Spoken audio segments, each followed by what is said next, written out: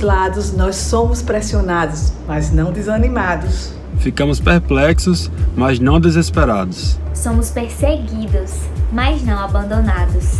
Abatidos, mas não destruídos. Trazemos sempre em nosso corpo o morrer de Jesus, para que a vida de Jesus também seja revelada em nosso corpo. Seja bem-vindo a mais um culto. E que essa esperança possa alcançar você e sua casa hoje. Fique à vontade para adorar a Deus com a gente. Vamos juntos? Somos a ponte.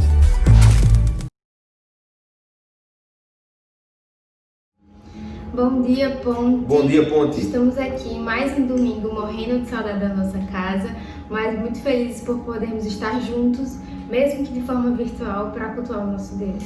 Então envie esse vídeo para o máximo de pessoas que você puder. Manda lá no grupo da família, no grupo dos amigos, no grupo do trabalho. E vamos para mais um domingo, mais um culto abençoado, tá bom? Vamos orar? Senhor, nosso Deus e Pai, obrigado por mais um domingo, por mais esta manhã. Obrigado pelo ar que respiramos, pela roupa que estamos vestindo, Pai. Senhor, te peço por esse culto de hoje, que tu possas falar aos nossos corações, a cada canção, a cada música. Senhor, traz esperança para aqueles que precisam, traz cura para aqueles que estão necessitando nesse momento, Pai. Senhor, Tu és o dono do tempo, o dono da vida, Tu és soberano, Pai. Então, que isso tudo possa passar, para que a gente possa estar de volta na nossa casa, na nossa igreja, ao lado dos nossos irmãos, celebrando e adorando Teu santo nome, Pai. Obrigado por tudo. É isso que eu te peço e te agradeço em nome de Jesus. Amém.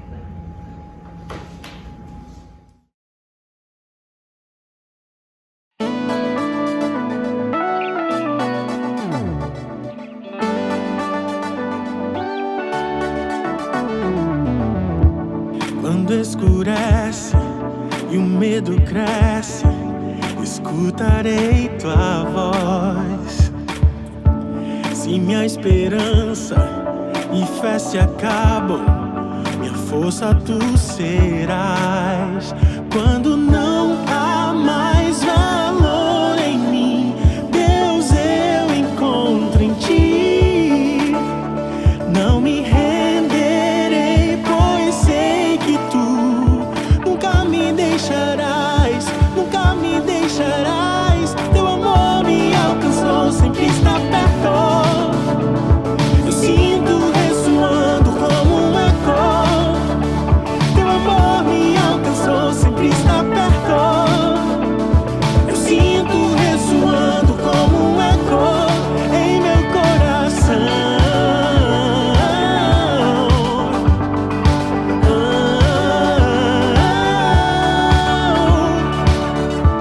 Em cada etapa, sempre me lembras Tuas promessas pra mim. E não há nada que o impeça de chegar sempre ao fim. Quando não há mais valor em mim, Deus, eu encontro em Ti. Não me renderei, pois sei que Tu nunca me deixarás, nunca me deixarás. Teu amor me alcançou, sempre está perto. Eu sinto ressoando como um eco. Teu amor me alcançou, sempre está perto. Eu sinto ressoando como um eco em meu coração.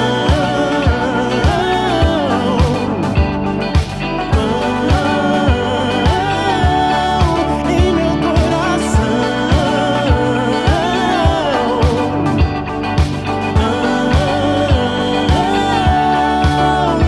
Quando não há mais valor em mim, Deus, eu encontro em Ti. Não me renderei, pois sei que Tu nunca me deixarás, nunca me deixarás.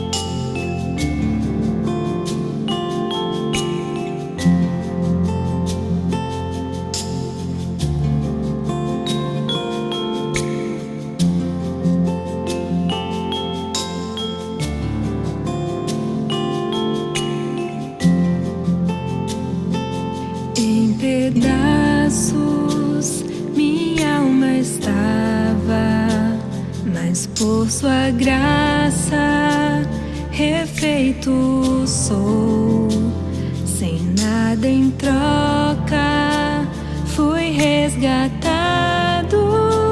Me libertou,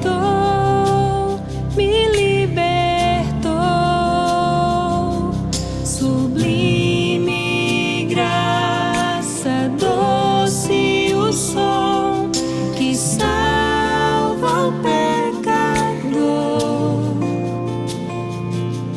Fui cego e agora posso ver, perdido e me encontrou. Agora eu posso ver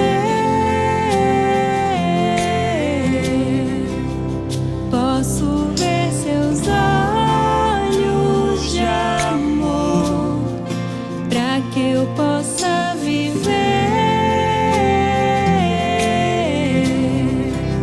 sua vida Ele entregou.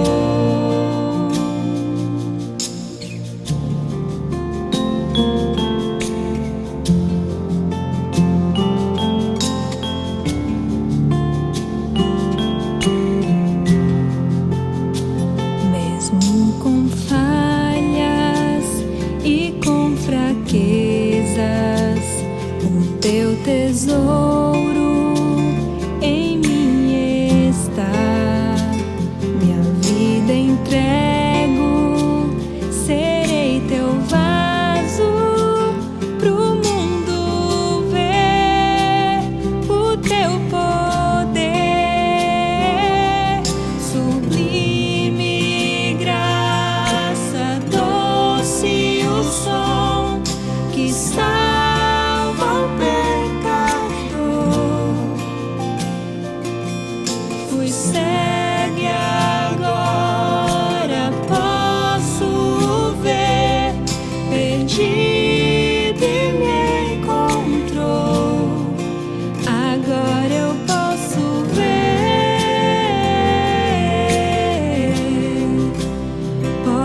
ver seus olhos de amor, pra que eu possa viver sua vida Ele entregou.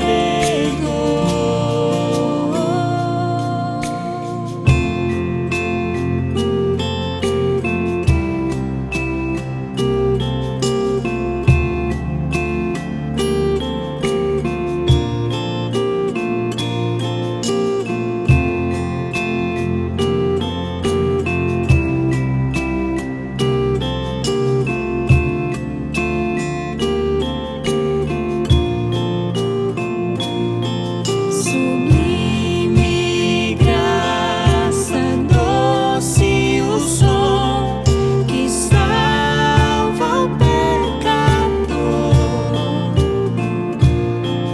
Fui cego e agora posso ver, perdido e me encontrou. Agora eu posso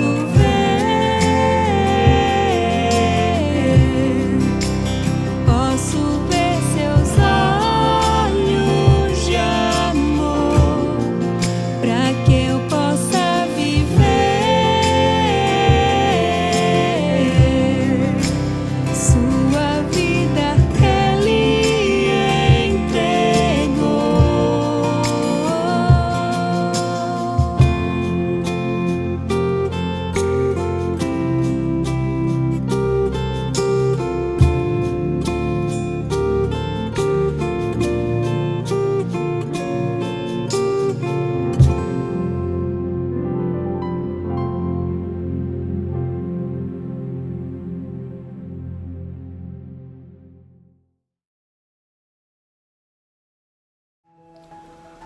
Bom dia, Ponte! Seja bem-vindo a mais um culto online aqui no nosso canal. E antes da gente começar, eu queria dizer para você que está nos visitando pela primeira vez, acompanhando nossa transmissão pela primeira vez, para você deixar um alô aí nos nossos comentários, dizendo que é a sua primeira vez, para que a gente possa entrar em contato com você e lhe dar as boas-vindas, tá bom? Para você que tem visitado e para você que se interessar em se envolver um pouco mais com as programações da nossa igreja, nós temos os nossos GRs, nossos grupos de relacionamento, cada um voltado para uma faixa etária e para um perfil específico. Então, se você tem acompanhado as nossas lives ou faz parte da ponte e ainda não está envolvido num GR, também deixa aqui nos comentários: olha, eu gostaria de me envolver com um grupo de relacionamento, e a gente vai buscar um grupo de relacionamento específico para o perfil e para a necessidade que você está querendo suprir, tá bom? Para você também que quer saber mais sobre as nossas programações durante esse período especial que nós estamos vivendo, que você possa nos acompanhar nas nossas redes sociais. Também se inscreve aqui no canal, aciona o sininho de notificações para você não perder nenhuma programação especial que a gente tem preparado com carinho para você durante esse tempo especial. Eu espero que a sua semana seja boa, que você aproveite o culto e que esse culto toque o seu coração. Um grande abraço para você e vamos ao culto. Deus abençoe. Bom dia, pessoal. Tudo bem com vocês aí? Nesse momento de dificuldade, nós esperamos que esteja tudo bem com todos vocês, né? Se cuidem da saúde. E eu queria compartilhar um texto da Palavra de Deus com vocês que fica em Atos, capítulo 2, a partir do versículo 42. Eles se dedicavam ao ensino dos apóstolos e à comunhão, ao partir do pão e às orações. Todos estavam cheios de temor, e muitas maravilhas e sinais eram feitos pelos apóstolos. Os que criam mantinham-se unidos e tinham tudo em comum. Vendendo suas propriedades e bens, distribuíam a cada um conforme a sua necessidade. Todos os dias continuavam a reunir-se no pátio do templo. Partiam o pão em casa e juntos participavam das refeições, com alegria e sinceridade de coração. Então, pessoal, esse texto ele é relativo a um período em que deu-se início, vamos dizer assim, né, à propagação do Evangelho. E fazendo um paralelo com os tempos de hoje, né, que nós enfrentamos nossas dificuldades, os discípulos, os cristãos, eles também enfrentavam várias dificuldades naquela época, né? Perseguição, enfim, cada qual com sua dificuldade. Mas o que chama atenção nesse texto é ver que, apesar das dificuldades, nós vemos aqui no versículo 42, eles se dedicavam ao ensino dos apóstolos e à comunhão e ao partir do pão e às orações. E no versículo 45 chega a falar até assim: vendendo suas propriedades e bens, distribuíam a cada um conforme as suas necessidades. E nós não estamos aqui falando para que você venda a sua propriedade para você dar aos outros, não é isso. Mas que você tenha o senso de urgência, o sentimento que os apóstolos, os cristãos daquela época tinham. Então, a dificuldade do próximo, ela era tão dolorosa, tão vista por eles, pelos cristãos, que eles realmente faziam acontecer o partir do pão para que cada um tivesse aquilo que necessitava, né? Sabemos que a nossa igreja, né, todos nós, ajudamos a comunidade do Maruim, né? Então nós tivemos 2 etapas de entrega de mantimentos e kits de higiene para aquela comunidade. Além disso, também outras pessoas que foram da região das Rocas, da Ribeira, do Passo da Pátria, até moradores de rua também foram ajudados pela nossa igreja, por mim, por você e pelas pessoas que muitas vezes também nem são da igreja, né? Mas que se doam a essa causa. Então nós queremos aqui, através desse texto, né, que você possa gerar dentro de você esse mesmo senso de urgência, que você possa também partilhar aquilo que você já tem. Precisamos ajudar a comunidade do Maruim, as pessoas ali daquelas redondezas esse mês, né? Então nós temos a meta de 200 cestas básicas para esse mês, mais 200 cestas básicas para vir ser entregue posteriormente, né? Para que essa comunidade, para que essas pessoas nesse tempo de pandemia, elas tenham o que comer. Hoje nós estamos aqui participando desse culto, já tomamos nosso café, mas tem gente que não toma café há dias, né? E como é que nós podemos, como igreja, ajudarmos essas pessoas? É realmente investindo, doando, partilhando aquilo que nós temos para essas pessoas, né? Você pode fazer isso de várias formas. Você pode entrar em contato conosco através das nossas redes sociais e doar alimento ou a cesta básica física. Como você pode também acessar esse QR Code que vai aparecer aí, baixar o aplicativo do PicPay, fazer o seu cadastro, né? E em seguida acessar outro QR Code que vai aparecer aí e fazer sua doação para a conta da nossa igreja. Sinta-se à vontade de fazer o valor que você quiser, tiver, né? E puder partilhar. Só como referência, cada cesta básica que nós estamos doando custa em média R$40 e cada kit de higiene custa em média R$26. Então, sinta-se à vontade, como cristãos, é nosso dever ajudar o nosso próximo, né? Então fique com Deus e que você possa ofertar nessa manhã com alegria e sinceridade, como diz o versículo 46, que eles partiam pão em casa e juntos participavam das refeições com alegria e sinceridade de coração. Então que nós possamos partir o nosso pão com alegria e sinceridade de coração. Amém? Deus abençoe.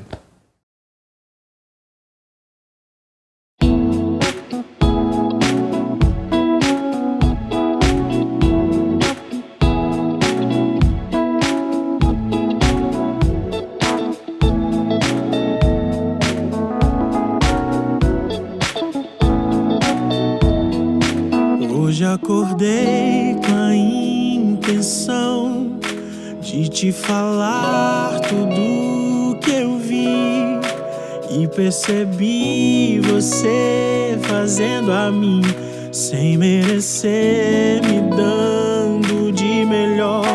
A tempestade se passou quando eu ouvia só trovões. Brilhou o sol tão lindo e me aqueceu. Depois da chuva que me encharcou, eu te agradeço, só te agradeço. Eu te agradeço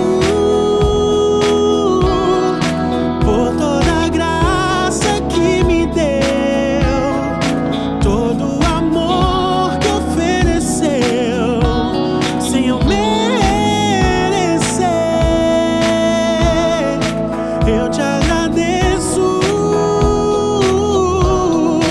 pois sei que um dia me escolheu e entregou tudo que era seu e me fez viver. Hoje acordei com a intenção de te falar tudo que eu vi e percebi você fazendo a mim sem merecer, me dando de melhor. A tempestade se passou quando eu ouvia só trovões. Brilhou o sol tão lindo e me aqueceu.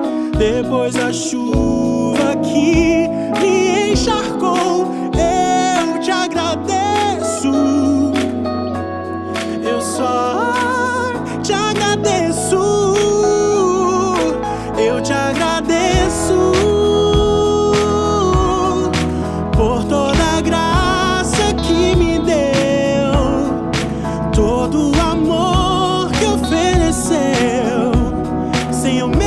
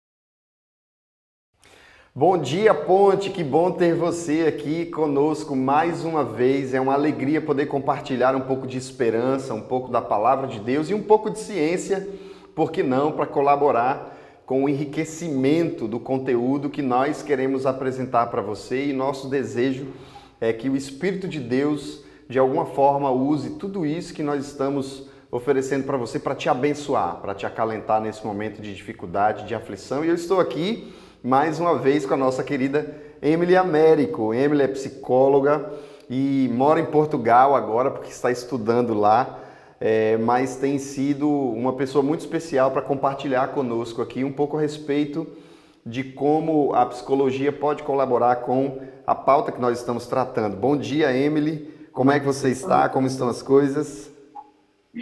Tudo bem, gente? Bom dia. Prazer estar aqui com vocês. Hoje nós estamos falando sobre perseguição. E é claro que existe sim a realidade de possíveis perseguições na nossa vida. Muitas vezes, de fato, somos colocados em situações de perseguição. Contudo, em alguns momentos da vida, nós talvez estejamos vivendo o que chama-se de mania de perseguição. Às vezes tem jeito de perseguição, mas não é necessariamente isso. E a minha primeira pergunta para você é: como é que a gente pode diferenciar uma perseguição real que está acontecendo na nossa vida de uma realidade de mania de perseguição? Perseguição todos nós sofremos em algum momento. Como você falou, é real. Em alguma situação a gente vai, vez por outra, ser perseguido em algum contexto, né? Isso acontece. Como é que a gente diferencia a perseguição? Como é que eu primeiro, como é que eu consigo identificar se o que eu estou sentindo é realmente uma coisa real, eu estou realmente sendo perseguida, ou se isso já está passando por um estado de um delírio persecutório, né, que é o nome que a gente dá profissionalmente, que é uma patologia. Primeiro, é você saber diferenciar as duas coisas, isso é básico, né? O delírio de perseguição, né, o delírio persecutório, ele começa quando os estados de perseguição que você identificou anteriormente, né, quando realmente era uma perseguição real e etc., mas quando aquilo ali fica potencializado e começa a atrapalhar suas atividades cotidianas, né? No delírio persecutório, no delírio de perseguição, né, as pessoas elas podem ir para dois extremos. Ou elas vão para um estado de isolamento. Por quê? Porque está todo mundo falando de mim, porque está todo mundo me perseguindo, porque eu não posso estar em nenhum lugar, então eu vou me fechar e vou me isolar. Ou então a pessoa vai para o outro extremo, que é o extremo de ir para a fala excessiva. Então eu entro num movimento excessivo de comunicar que eu estou sendo perseguida. E isso começa a atrapalhar também nas minhas relações. E aí o que acontece? Como é que a gente identifica, né? Eu começo a parar de exercer as minhas atividades primordiais, seja na minha casa, seja no meu trabalho, né? Eu começo a não estar presente em lugares em que eu era estritamente necessária, porque eu fixei na minha mente a ideia de que eu estou sendo perseguida. Então, esse é um sinal de que você realmente, nesse momento, não é só uma perseguição real. Você está criando ilusões maiores de que você está sendo perseguido e talvez você precise procurar ajuda profissional, porque isso está atrapalhando a sua vida cotidiana. Então, essa é uma boa forma de identificar as duas coisas, tá? Uhum. E você falou muito bem que em ambos os casos, seja uma realidade de mania de perseguição ou seja uma perseguição de fato, nós estamos vulneráveis a uma condição de isolamento, de ficarmos sozinhos. Isso provoca em nós um contexto de abandono. E eu queria perguntar para você o que é esse sentimento de abandono e como é que eu posso diagnosticar esse sentimento de abandono na minha vida, mesmo seja para perceber como consequência de uma mania de perseguição ou para realmente diagnosticar que eu estou vivendo uma realidade que não é positiva ou saudável para mim. Tá. O sentimento de abandono, tá? Ele é expresso pelo pensamento recorrente de que eu estou sendo abandonado por pessoas, ou de que eu estou sendo abandonado em situações, ou que eu vou ser abandonado numa situação futura. Como você muito bem disse, isso pode muito bem estar vindo de situações em que eu me sinto perseguido, né? Em que eu me sinto perseguida. Tá? Então, esse sentimento de abandono gera os estados de angústia e isso pode levar a problemas, inclusive, mais graves, como depressões ou transtornos de pânico e etc. Né? Como é que eu identifico, né? Você perguntou o sentimento de abandono. Uma das coisas primordiais para você identificar o sentimento de abandono é você perceber a qualidade dos seus vínculos. Eu já falei, eu acho que em um dos domingos anteriores, que o ser humano é um ser vinculativo, é um ser vincular. Quando você perceber que os seus vínculos, de certa forma, são rasos, ou que você não consegue fixar vínculos mais duradouros, mais permanentes, isso eu estou falando para todos os âmbitos da sua vida, seja com seus amigos, seja na sua própria casa, ou seja, por exemplo, numa situação empregatícia, né? Você não consegue ficar muito tempo numa empresa e etc. A falta de qualidade de vinculação pode estar denunciando um sentimento de abandono, porque se você não vincula, muito provavelmente você não está vinculando porque você tem algum medo por trás de ser abandonado, de não ser aprovado da forma como você desejaria. Então, uma forma de identificar, né, de diagnosticar o sentimento de abandono é perceber a qualidade do seu vínculo, como é que está o seu vínculo com as pessoas, nas comunidades em que você convive e etc. Tendo condições agora de diagnosticar essas características sobre o sentimento de abandono, o que eu preciso fazer para evitar que esse sentimento de abandono de fato me domine, seja mais forte do que eu nas circunstâncias que eu posso estar vivendo agora? Primeiro, uma coisa que eu já falei num dos domingos anteriores também, é você mudar a resposta imediata da sua mente. O que a mente traz de resposta quando você percebe que você está se sentindo abandonado, ou que quando você se dá conta que seus vínculos são pobres, digamos assim, né? São rasos, né? Abandona o imediato que vem, que é sentir isso, e começa a se fazer perguntas. Abandona as afirmações e começa a fazer perguntas. As perguntas estimulam o seu cérebro a, de certa forma, interagir de uma outra forma, a criar novos padrões de comportamento.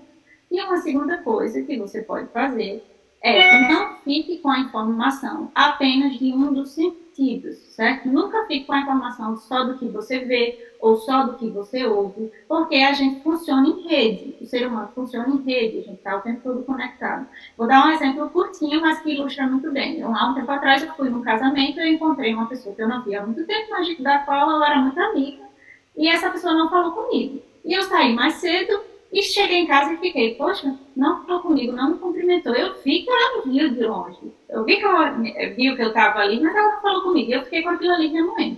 Dias depois, eu conversando com outra pessoa que estava no evento, eu comentei isso com ela e a pessoa falou para mim assim, ela estava sem os óculos, ela de fato tem um problema muito sério de visão, e ela estava literalmente quase cega, ela não estava de óculos, ela não estava com lentes, então ela realmente não me enxergou. Como ela não me viu, ela não foi falar comigo. E eu fiquei com aquele sentimento de abandono, de perseguição, seja lá do que for, como vocês queiram chamar, porque eu validei a informação que eu recebi do ambiente apenas com um sentido, né? E depois que eu soube da história, eu falei que burrice a minha, né? Mas tudo bem, a gente vai aprendendo com os erros. Muito obrigado mais uma vez pela sua participação. Eu espero que você tenha conseguido entender tudo que foi tratado aqui, tudo que foi apresentado, e que você considere isso tudo como uma alternativa de solução para o que você pode estar sentindo, que você pode estar vivendo, e que Deus possa ser sabedoria e discernimento para que você possa lidar com as situações da sua vida. Deus abençoe você, Emily, muito obrigado pela sua presença mais uma vez, e até a próxima. Até a próxima, gente.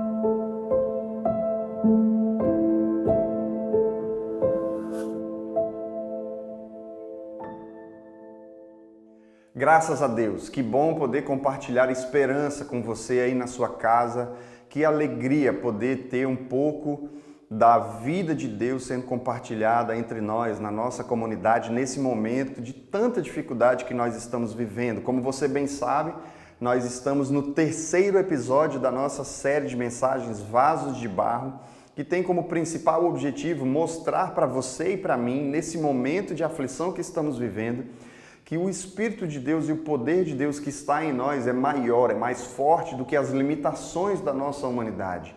É natural que eu e você passemos por circunstâncias de dificuldade que nos coloquem em condição de vulnerabilidade. Contudo, a nossa esperança não está na força do nosso braço. A nossa esperança está na palavra de Deus e está no Espírito de Deus que está em nós como uma riqueza que excede a limitação da nossa humanidade. Que bom poder compartilhar essa certeza com você, aonde quer que você esteja, aí na sua casa, no seu quarto, na cozinha e em qualquer lugar onde você possa estar nesse momento. E a nossa vontade, o desejo do nosso coração é que a palavra de Deus alcance morada na sua casa, no seu coração nesse momento agora. Eu queria compartilhar com você o texto que tem sido o texto base para a nossa série de mensagens desde o primeiro episódio.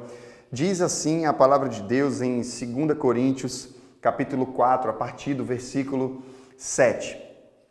Mas temos esse tesouro em vasos de barro, para mostrar que esse poder que a tudo excede provém de Deus e não de nós.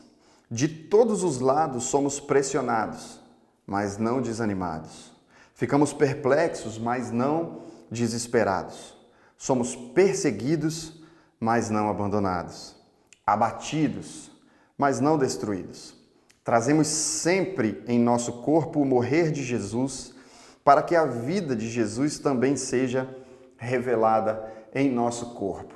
Eu queria te convidar a fazermos uma oração a Jesus, a Deus, nesse momento que nós estamos aqui diante da sua presença. Pai, obrigado porque nós passamos por situações de aflição, passamos por dias de dificuldade, somos perseguidos pelas circunstâncias que a vida nos traz. Contudo, a nossa esperança não está no sentimento de abandono, está na confiança que nós temos de que o Senhor continua sendo abrigo seguro para nós, torre forte no dia da nossa angústia. Nós te agradecemos pela sua palavra, que é luz para nós e para o nosso entendimento, para nós aprendermos a lidar com as circunstâncias que a vida tem trazido para nós e as dificuldades que nós precisamos enfrentar e encarar nesse tempo. Em nome de Jesus, seja conosco. Que a sua palavra guie os nossos passos em direção à plenitude da sua vontade hoje e para sempre, em nome de Jesus.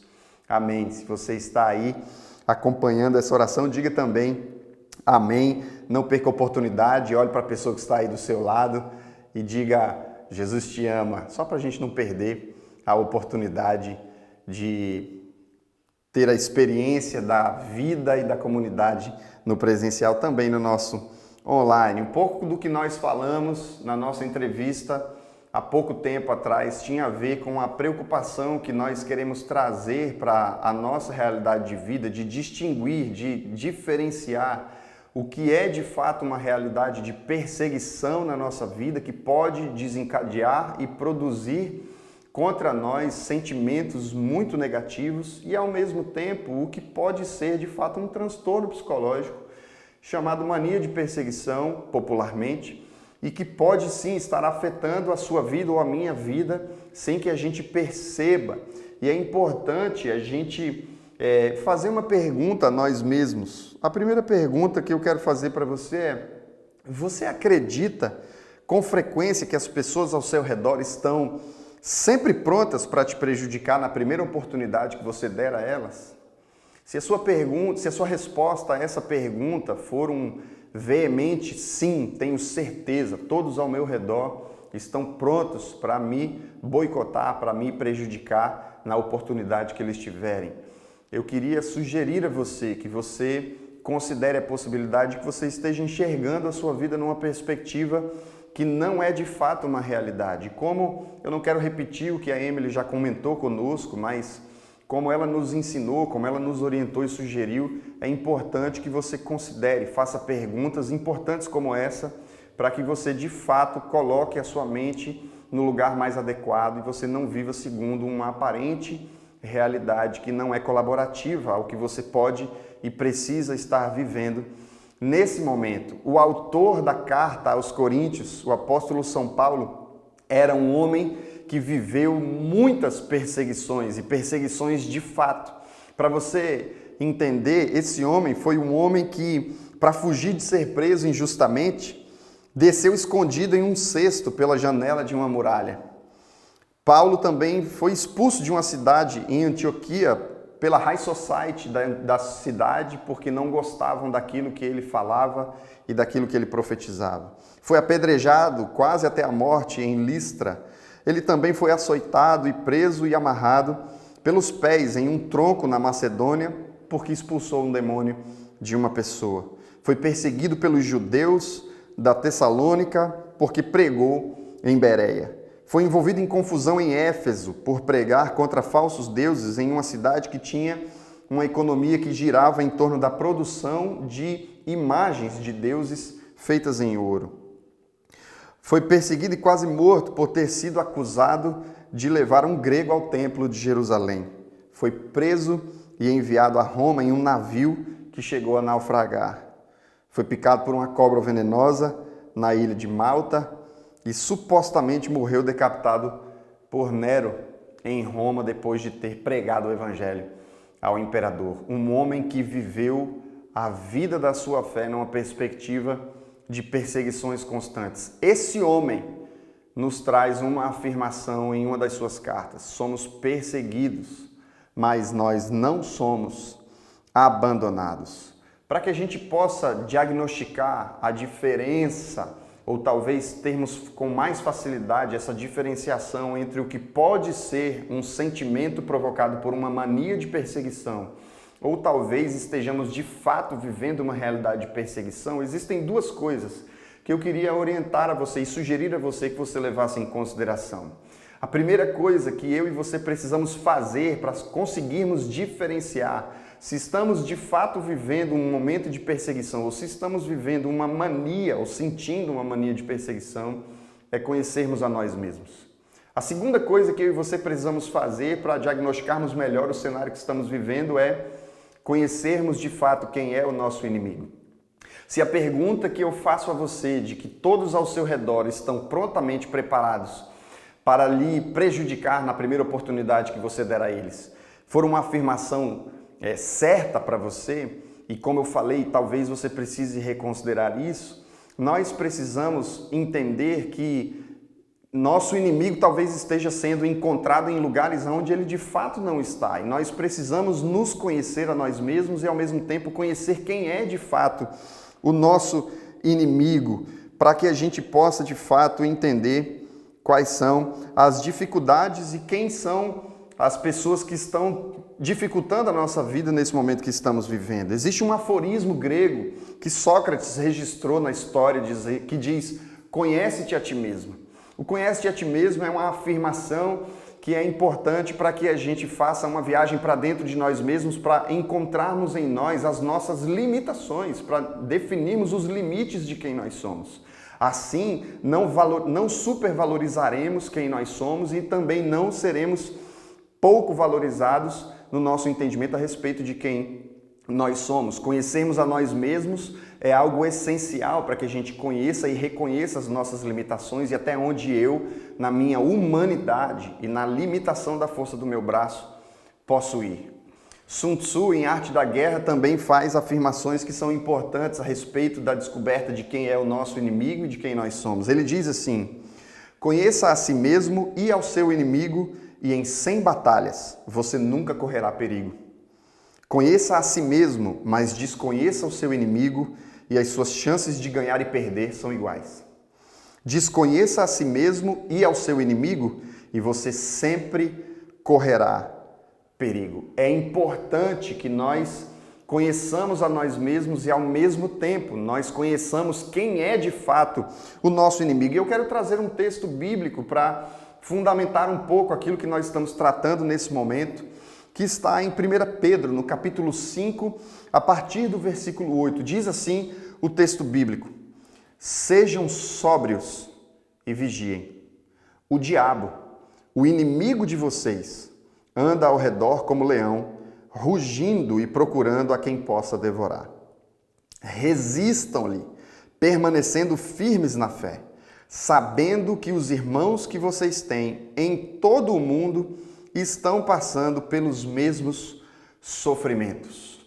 Ele começa falando sobre sobriedade e sobre vigilância. Veja, o texto da palavra de Deus em Efésios, no capítulo 6, versículo 12, diz assim: a nossa luta não é contra pessoas, mas contra poderes e autoridades, contra os dominadores deste mundo de trevas, contra as forças espirituais do mal nas regiões celestiais. A primeira coisa que eu quero tratar para você é que o seu inimigo não são as pessoas que te cercam. O seu inimigo não é o seu cônjuge. O seu inimigo não é o seu professor, não é o seu pai, não é a sua mãe, não são os seus amigos. O seu inimigo não é seu sogro, não é a sua sogra. A gente está trazendo isso numa perspectiva de alegria, de ironia. Contudo, eu tenho certeza que em determinado momento da sua vida você encontrou em pessoas próximas a você o alvo daquilo que você precisa perseguir contra para você conseguir viver a vida que você imagina que seja de fato a vida mais confortável para você. E quanto mais nós vivemos essa mania de perseguição, mais nós somos tendenciosos de enxergar nas pessoas que talvez sejam as ferramentas de Deus para serem solução na nossa vida como os nossos inimigos. O seu inimigo não são as pessoas que te cercam. O seu inimigo não é o seu próximo.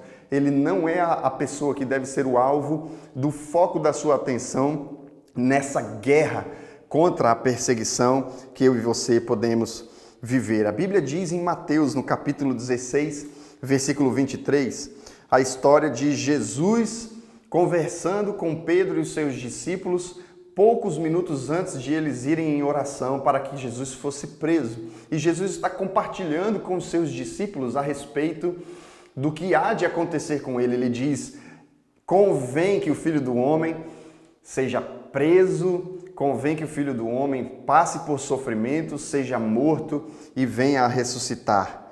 E Pedro, veementemente, com todo o seu ímpeto, olha para o seu Senhor, para o seu Salvador, para o Cristo, que esse mesmo apóstolo São Pedro disse em tempos passados: tu és o Cristo, Filho do Deus vivo. Pedro olha para Jesus e diz: nunca isso vai acontecer. Vai ter que passar por cima do meu cadáver para alguém poder te matar. E Jesus olha para aquele discípulo que ele ama tanto.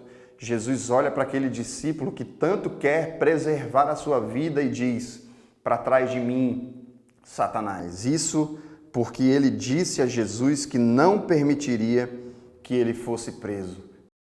Você consegue imaginar o contexto desse momento que está acontecendo aqui? Jesus, o reconhecido pelos seus servos como o Cristo, dizendo que ele precisa padecer perseguições reais e verdadeiras, de modo a morrer para que ele possa ressuscitar ao terceiro dia. E o seu servo, na sua impetuosidade, querendo preservar e salvar o seu Senhor, diz: isso não vai acontecer. Contudo, Jesus olha para este servo e diz: para trás de mim, Satanás. Você não tem parte com aquilo que eu estou fazendo e que eu preciso viver. Contudo, algumas horas depois, esse mesmo Jesus está com este mesmo Pedro fazendo a sua oração antes de que de fato ele seja preso. Em João, no capítulo 18, essa história é narrada e registrada quando um agrupamento de soldados vem junto com Judas para que possa reconhecer a Jesus e prender Jesus. E quando Jesus se apresenta e diz: quem vocês procuram? Eles dizem: procuramos a Jesus. E ele diz: sou eu. E logo em seguida, quando os soldados tentam prender Jesus, este mesmo apóstolo São Pedro ataca um dos soldados e arranca com uma espada a sua orelha. Jesus, no contexto de estar sendo preservado, de ter sua vida numa tentativa de ser salva pelo seu discípulo, tem compaixão e usa de misericórdia e bondade com o soldado que estava vindo para lhe maltratar, para lhe prender. Traz de volta o ouvido a Malco e diz ao mesmo apóstolo São Pedro: guarda a sua espada, porque quem vive pela espada morre pela espada. Você consegue entender que não faz sentido na realidade da vida humana termos um Jesus que olha para o seu discípulo que tenta salvar a sua vida e diz: para trás de mim, Satanás, como quem diz, você é o meu inimigo, você é o meu opositor. E ao mesmo tempo olha para o soldado que vem em direção a ele para maltratá-lo, para fazer mal a ele, e usa de misericórdia com ele, mais uma vez conversando com Pedro e dizendo: guarda a sua espada, porque quem vive pela espada morre pela espada, e cura a orelha desse soldado chamado Malco, de modo a que ele não é prejudicado em sua saúde por causa da agressividade daquele que só tinha uma boa vontade de falar e salvar o seu Senhor Jesus Cristo. É importante nós entendermos que Jesus chama de opositor aquele que aparentemente é aquele que está próximo, aquele que tem a boa intenção de salvá-lo. Isso porque Jesus conhecia a si mesmo e também era Jesus quem conhecia quem de fato era o seu inimigo.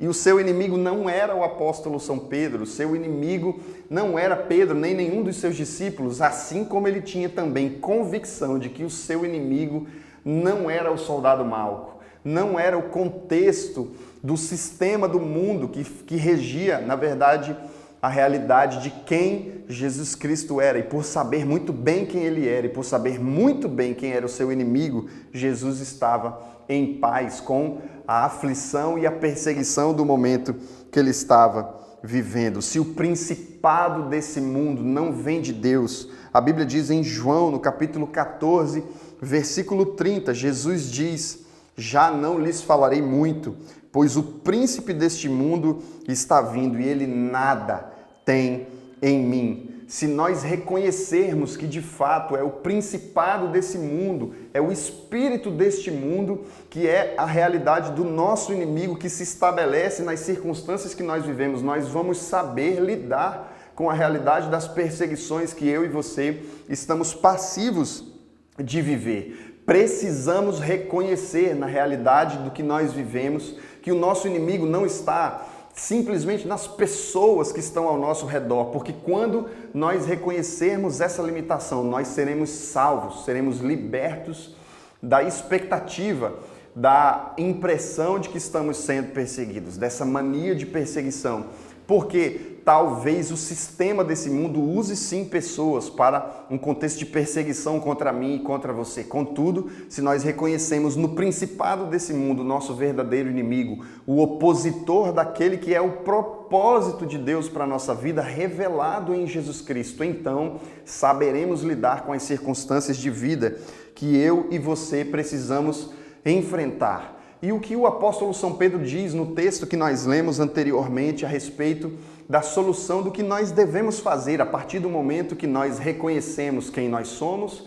e quem é de fato o nosso inimigo. A primeira coisa que o apóstolo São Pedro diz na sua fala, quando ele diz que o príncipe deste mundo é o nosso inimigo, é: seja sóbrio e vigilante. Eu e você precisamos aprender a viver na sobriedade e na vigilância de uma vida consciente, com o pé no chão, e na consistência de um firmamento, de um fundamento de vida e de fé, que não nos permite desequilibrar no momento de dificuldade, nos momentos de aflição e perseguição que eu e você possamos chegar a viver. Eu e você precisamos estar conscientes da sobriedade. E o que o texto quer dizer com isso? Porque muitas vezes, porque nós cedemos aos ideais dos princípios desse mundo, nós vivemos uma aparente embriaguez a respeito do que de fato é viver a vida. Contudo, eu e você estamos constantemente sendo vulneráveis a sonharmos a respeito de coisas que não são coisas que Deus sonhou a nosso respeito, a vivermos segundo a esperança de coisas que esse mundo na terra pode nos dar, mas que não são o propósito de Deus para mim e para a sua vida. E quando nos tornamos vulneráveis nesse contexto que eu e você podemos viver, nós perdemos o nosso foco de quem de fato contra quem de fato é o nosso inimigo e perdemos o foco do alvo, da esperança de Jesus Cristo para a nossa vida. E por isso vivemos numa embriaguez, numa ilusão de um estilo de vida que vai nos fazer alcançar e realizar coisas que Deus não se importa que eu e você conquistemos e realizemos. Deus quer que sejamos como Ele é. Deus quer que quando eu e você busquemos o conhecermos a nós mesmos, nós encontremos dentro da nossa natureza a mesma natureza do Cristo, que reconhecia quem Ele era na palavra de Deus, que tinha na palavra de Deus o lugar de esperança, que era a principal ferramenta de combate contra o verdadeiro inimigo da sua alma, que é também o verdadeiro inimigo da minha e da sua alma, que é o diabo, é o principado desse mundo, são os ideais do estilo de vida que esse mundo propõe a nós com uma aparente vida de embriaguez. O apóstolo São Pedro diz: seja sóbrio, seja vigilante, se precisamos estar numa condição de sobriedade, conscientes do que estamos vivendo, na nossa consciência, na nossa sobriedade, eu e você vamos reconhecer quem de fato é o nosso inimigo e de onde vêm as verdadeiras perseguições que eu e você precisamos enfrentar. As perseguições que você está vivendo não são fruto dos inimigos que você aparentemente encontrou no seu cônjuge, no seu sogro, na sua sogra, no seu chefe, no seu trabalho. Não! O inimigo da sua alma que está ao seu redor tentando lhe devorar como um leão que ruge é o diabo. E ele, que tem o princípio do ideal, do estilo de vida desse mundo, vai sempre encontrar oposição na palavra de fundamento do reino de Deus. Portanto, toda vez que eu e você encontramos em Cristo Jesus propósito de vida e passamos a viver segundo esse propósito de vida, o inimigo das nossas almas, o principado desse mundo, vai encontrar e vai tentar provocar resistência contra nós de modo a nos afetar em uma realidade de perseguição. E depois que ele diz seja sóbrio, depois que ele diz seja vigilante, nós precisamos reconhecer que muitas vezes a embriaguez da vida nos afeta de forma muito intensa. Há uns dias atrás eu fiz uma enquete, uma pesquisa numa das minhas redes sociais e perguntei: o que você faria na sua vida se todos os seus sonhos fossem realizados? Algumas das respostas que eu encontrei foram: seria feliz. Se os meus sonhos fossem realizados, então eu seria feliz. Outras pessoas me responderam: se todos os meus sonhos fossem realizados, eu sonharia mais coisas ainda maiores. Veja, nós temos na embriaguez da nossa humanidade uma tendência de tentar preencher o vazio que nós não conseguimos preencher em nós mesmos com coisas que fazem parte da expectativa de um estilo de vida do principado desse mundo. Quando Deus estabeleceu o propósito para a nossa vida, Ele estabeleceu o propósito num fundamento de fé, numa fé que é segurança e certeza de que nós já estamos em Deus, que nós já somos como Deus é. Contudo, se nós estamos numa vida de expectativa onde, para que sejamos felizes, os nossos sonhos precisem ser realizados, então a realização do propósito da nossa vida está no fim do nosso esforço, está no fim do nosso trabalho. Contudo, a nossa fé nos ensina a vivermos a esperança pelo princípio daquilo que nós já vimos em Deus por fé. Então, se a realidade, se a realização da nossa alegria e da nossa felicidade está em alcançarmos aquilo que tanto esperamos, então isso tudo não passa de uma expectativa que está passiva de frustração. Contudo, se eu e você também vivemos num contexto onde, quando realizarmos aquilo que sonhamos, vamos buscar mais coisas a realizar, talvez essa busca constante por realização não nos preencha e nós só vamos conseguir reconhecer preenchimento de propósito para a nossa vida quando encontrarmos esse propósito na palavra de Deus e no propósito de Deus para nós. Quanto mais eu tentar encontrar propósito em mim mesmo, mais vazia será a minha vida. Quanto mais você tentar encontrar propósito em você mesmo, mais vazios serão os seus trabalhos e os seus esforços. Mas se eu e você nos colocarmos na disposição de encontrarmos propósito naquilo que Deus estabeleceu em fé por nós, nós encontraremos realização sem que a gente precise chegar no fim. O texto de Hebreus que fala sobre fé cita a história e o registro de vários homens que são chamados de heróis da fé, homens dos quais o mundo não era digno. E ao final desse capítulo 11, o texto de Hebreus diz: contudo, todos estes morreram sem alcançar a promessa. Contudo, foram completamente realizados no propósito do fundamento da sua fé, para que eles, sem eu e você, sem nós, não fossem aperfeiçoados. Então a verdade é que o propósito de Deus nos ensina a vivermos uma vida que é aperfeiçoada em Cristo Jesus, quando nós vemos no próximo a realização daquilo que eu, em Cristo Jesus, idealizei e sonhei como propósito para a nossa vida. E em seguida, depois que o apóstolo São Pedro diz: seja sóbrio, seja vigilante, ele diz: resista, permanecendo na fé. Nós acabamos de falar que a fé é um firme fundamento, é uma certeza, uma convicção que não está baseada naquilo que eu e você podemos ver, de modo que é mais seguro acreditarmos naquilo que não podemos ver do que aquilo que foi formado pelo invisível. Eu quero te desafiar a encontrar o seu inimigo no principado dessa vida, dessa terra. Encontrar o seu inimigo nos ideais da humanidade da terra e encontrar-se a si mesmo nos princípios de sabedoria da palavra de Deus e do fundamento de fé que é Jesus Cristo. Se eu me conheço em Cristo Jesus e conheço quem é o meu inimigo, as perseguições que eu e você vamos enfrentar vão fazer sentido numa perspectiva de que elas vão me levar a uma condição de consciência de que eu não estou sozinho. Veja, o ensinamento que o apóstolo São Pedro dá a nós é: resista. Resista num fundamento de fé.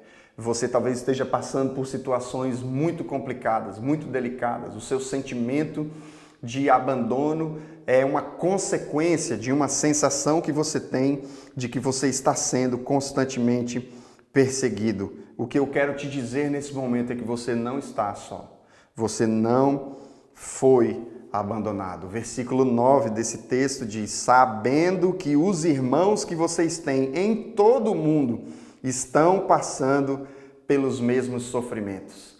Num dos domingos anteriores da nossa série de mensagens Vasos de Barro, nós tratamos a respeito da história de dois homens que viveram perplexidades e pressões de modo a sofrerem na pele sentimentos de abandono.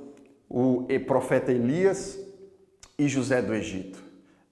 Nessas duas circunstâncias, a Bíblia faz questão de registrar coisas que são muito importantes e eu queria enfatizar para você. Na história do profeta Elias, quando ele se sente perseguido pela rainha Jezabel, a primeira coisa que ele faz em consequência disso é se isolar, se sentir abandonado, ir para um canto só. Ele entra numa caverna e naquele lugar escuro ele pede para viver a sua vida numa condição de isolamento. Contudo, naquele ambiente, a Bíblia diz que Deus se manifesta a ele e pergunta: o que você está fazendo aqui? E a resposta de uma aparente sensação de perseguição, e de fato ele estava sendo perseguido, mas as consequências dessa perseguição deram a ele uma condição emocional de isolamento, de solidão, e ele responde a Deus: eu fiquei sozinho.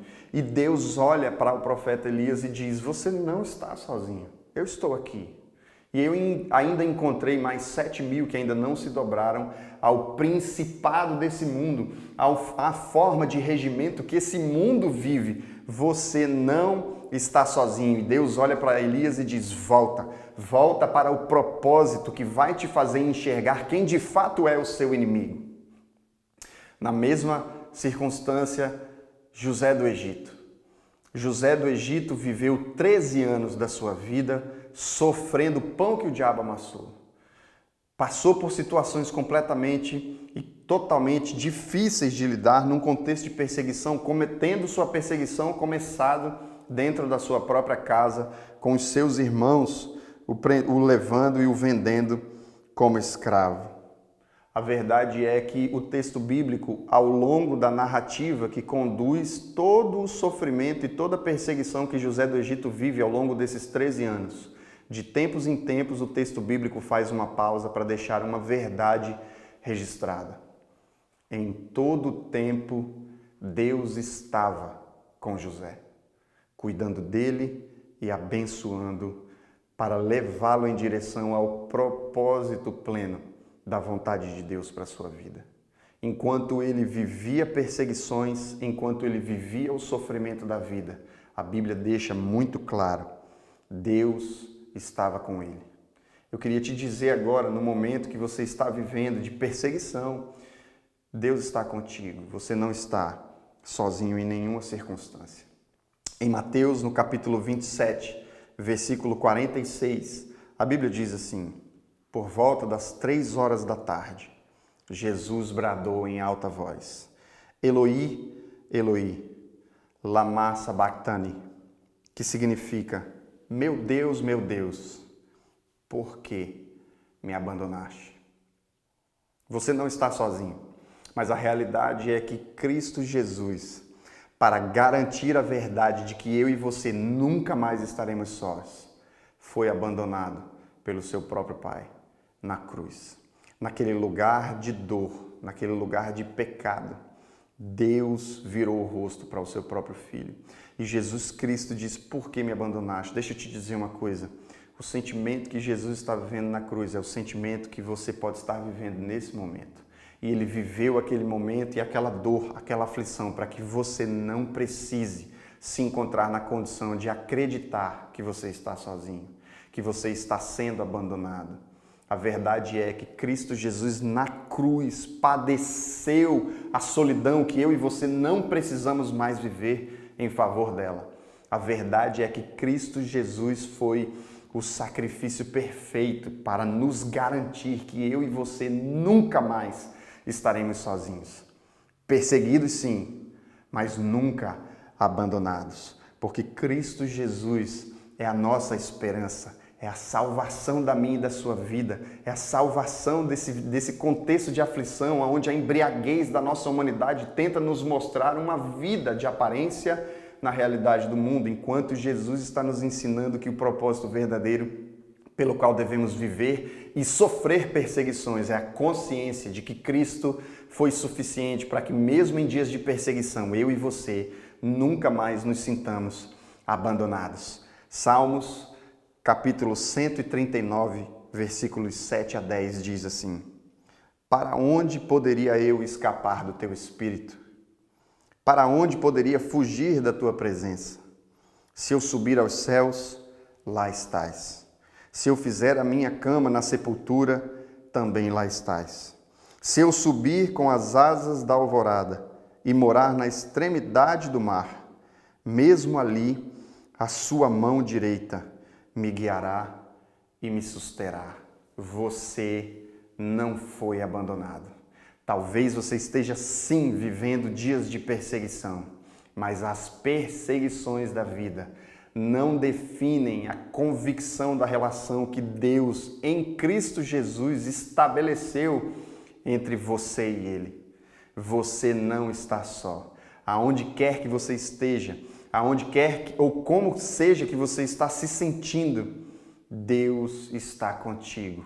E se essa palavra é uma palavra de esperança para você que tem se sentido só ao longo desses tempos, eu quero orar por você.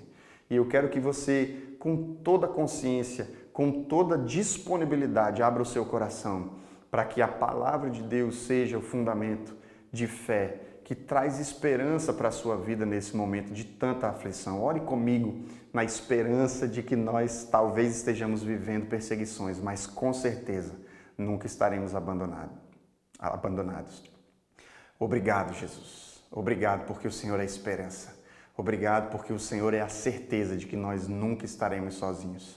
Nos abençoa, nos livra do mal, mas não nos tire do mundo como Jesus orou ao Senhor. Em nome de Jesus, que nós continuemos sendo uma vida de esperança e uma referência de eternidade para que outras pessoas possam enxergar em nós um propósito de vida maior do que a nossa limitação e do que a embriaguez da nossa humanidade. Nos ensina a sermos sóbrios na palavra de Deus e no fundamento da nossa fé hoje e para sempre, em nome de Jesus. Amém. Que Deus abençoe a sua vida hoje e para sempre.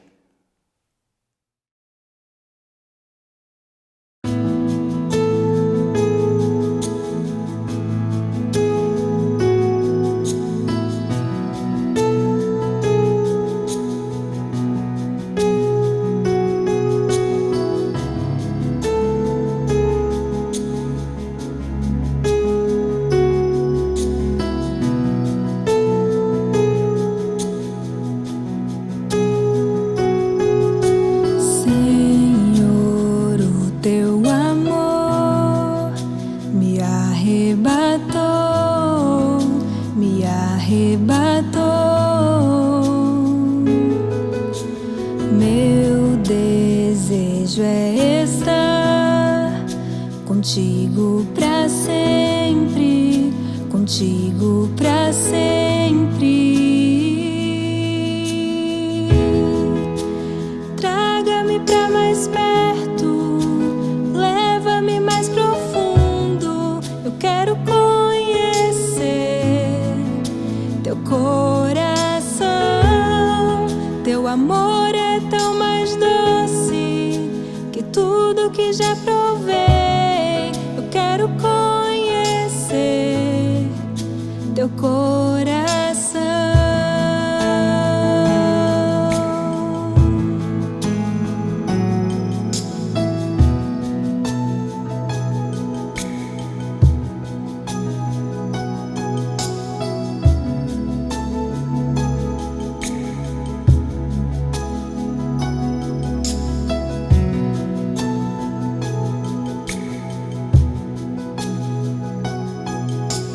Senhor, o teu amor me arrebatou, me arrebatou.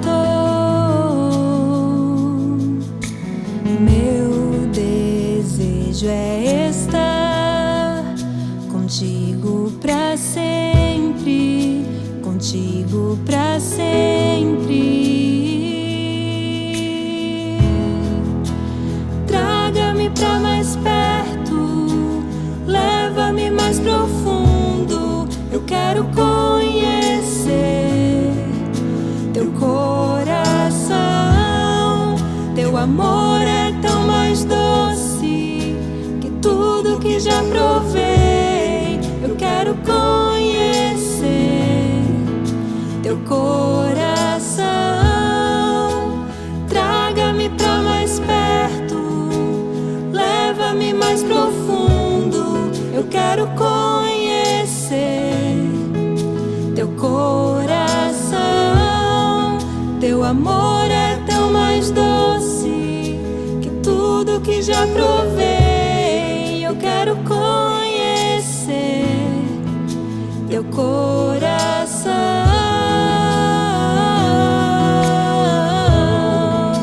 teu coração.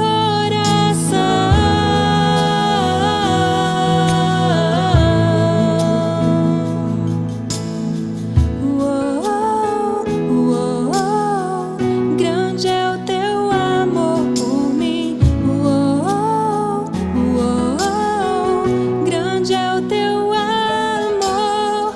Uou, uou, uou, grande é o teu amor por mim. Uou, uou, uou, grande é o teu amor. Uou, uou, grande é o teu amor por mim.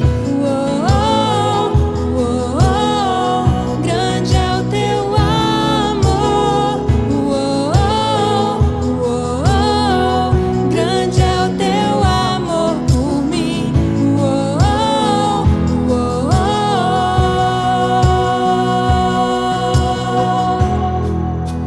Traga-me pra mais perto, leva-me mais profundo. Eu quero conhecer teu coração, teu amor é tão mais doce que tudo que já provei. Eu quero conhecer teu coração.